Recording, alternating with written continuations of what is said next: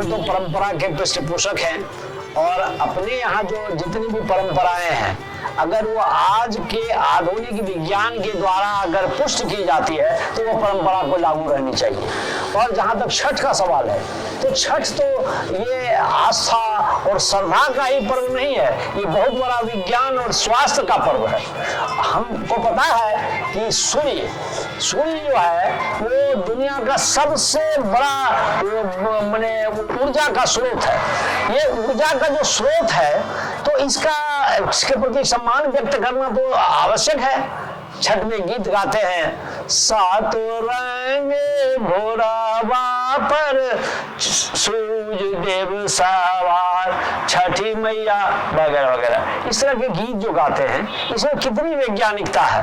ये वैज्ञानिकता कि सातों रंग घोड़वा पर सूरज देव सवार, रोज 7 रंग के घोड़ा पर चढ़ते हैं, यानी प्रकाश में जो 7 रंग होते हैं जिसको आप इंद्रधनुष में देखते हैं, वो रंग जो है वही निया हपीनाला या बिग्योर जो आप इसको जानते हैं, तो उस रंगों की चर्चा भी हमारे गीतों में हुई है। और ये परंपरा को जरा गौर कीजिए कि सूर्य जो ऊर्जा का स्रोत है, जिस जमाने में ये परंपरा की शुरुआत की गई होगी, हम लोग विज्ञान के दृष्टिकोण से उतने पुष्ट नहीं थे और सब लोगों को ये समझा देता ये विज्ञान के लिए कीजिए, ये स्वास्थ्य के लिए कीजिए, तो शायद नहीं करते। क्योंकि आज भी लोग धर्म के नाम पर जितना काम कर लेते हैं उतना विज्ञान के नाम पर नहीं करना चाहते।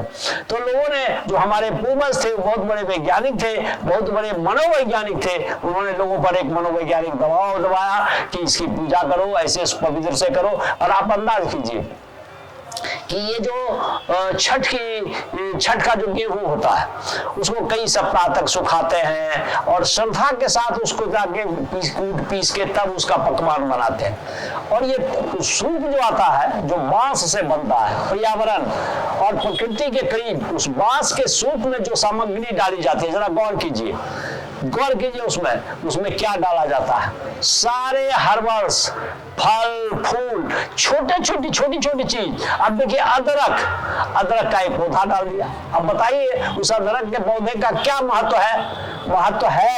अदरक में इतने जबरदस्त स्वास्थ्य के लिए, विज्ञान के दृष्टिकोण से अदरक जितना महत्वपूर्ण है हमारे स्वास्थ्य के लिए, इसलिए उसको डालते हैं। हल्दी डालते हैं, आप देखिए उसमें हर फल डालते हैं और जो पकवान बनाते हैं उसके अंदर जो ड्राई फ्रूट्स वगैरह वगैरह जो डालते हैं, सब का सब स्वास्थ्य के लिए लाभकारी है।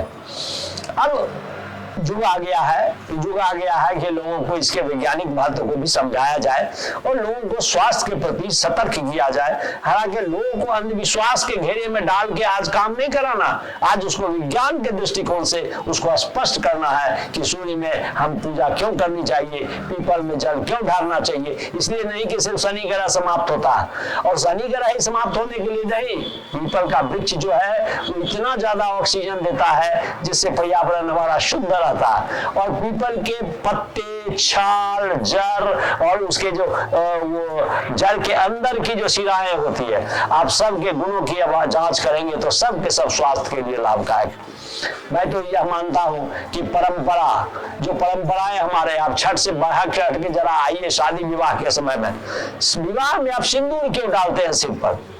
आप कहिए कि आप सनातन धर्म, हिंदू धर्म की बात करते हैं। ये धर्म की बात मैं नहीं करता हूँ, भारत की बात करता हूँ। भारत में लोग विवाह के समय में मांग में सिंदूर डालते हैं। और सिंदूर क्या है, जरा विज्ञान के लोग आप जब गौर कीजिए, वो है मर्क्यूरिक ऑक्साइड। सिंदूर जो है वो मर्क्यूरिक ऑक्साइड।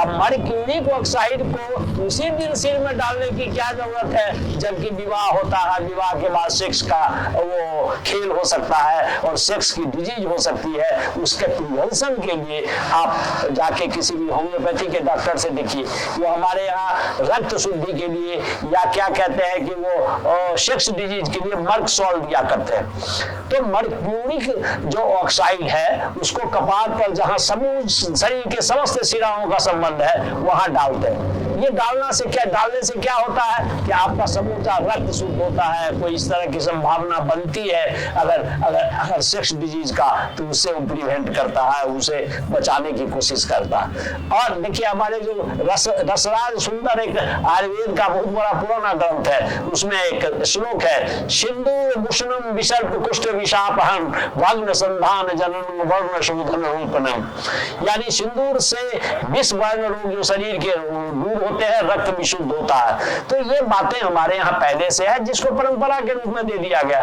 हम मुंडन पर चले आइए, छोटी छोटी बात में साथ में जोड़ना चाहता हूँ कि मुंडन में आप देखिएगा, मुंडन के बाद मुंडन क्यों कराते हैं? काफी खर्च करते हैं, भोज भात यह हुआ, क्यों इतना खर्च करके उसको कराने की बात होती है? तो मुंडन इसलिए कराते हैं कि उसके सिर का जब बाल हटाते हैं तो वो जन्म से जो आता है उसके अंदर जर्म्स होते हैं, पहली बार उसको हटाते हैं तो बाद में एक लापट लेना या इस तरह की कोई क्रिया विभिन्न नामों से विभिन्न जगहों पर बुलाते हैं। सिर के बाल हटने के बाद उस पर दही हल्दी का लेप किया जाता है। हल्दी आप जानते हैं टर्मेरिक एसिड और कर्कुमिन उसके अंदर होता है, और ये जो लैक्टिक एसिड होता है, लैक्टिक एसिड दही के अंदर जो बहुत वीक एसिड है, इसका जब इस्तेमाल करते हैं तो छोटे छोटे जर्म्स जो होता है जो पहली बार हटता है उसको वो मर जाता है। अब देखिए कुछ देर तक लगा रहना चाहिए, इसके लिए क्या करती है फुआ बहन कोई भी उसके सिर पर आंचल डालती है, कुछ देर तक वो आंचल इसलिए रहेगी, यह लेंगे वह लेंगे करके वो करती रहती। ये परंपराएं विज्ञान सम्मत है। और इसी तरह से छठ जो हमारा है सिर्फ आस्था का पर्व नहीं है, ये विज्ञान का पर्व है, इसलिए इसको वैज्ञानिक दृष्टिकोण के साथ मनाया जाना चाहिए। इन्हीं शब्दों के साथ मैं आप लोगों को इस बार हर बार की तरह छठ की शुभकामना प्रेषित करता हूं।